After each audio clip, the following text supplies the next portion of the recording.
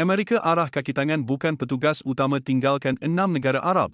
Jabatan Negara Amerika Syarikat mengarahkan kaki tangan bukan petugas utama di perwakilan negara itu di Kuwait, Iraq, Emiria Arab Bersatu, UAE, Qatar, Bahrain dan Jordan supaya meninggalkan negara masing-masing susulan ancaman konflik bersenjata dan kebimbangan keselamatan yang memuncak.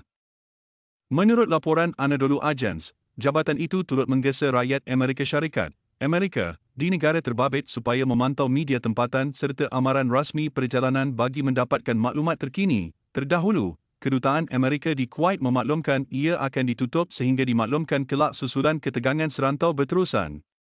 Semua janji temu konsular biasa dan kecemasan dibatalkan sementara waktu.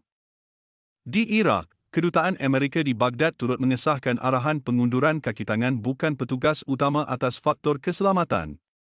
Kaki tangan kerajaan Amerika di Baghdad juga dilarang menggunakan lapangan terbang antarabangsa Baghdad. Perkembangan itu berlaku ketika konflik ketenteraan melibatkan Amerika dan Israel terhadap Iran semakin memuncak. Laporan menyebut beberapa pegawai kanan Iran termasuk Ayatollah Ali Khamenei terbunuh dalam serangan berkenaan. Sebagai tindak balas, Tehran dilaporkan melancarkan serangan dron dan peluru berpandu yang menyasarkan Israel serta aset Amerika di beberapa negara serantau.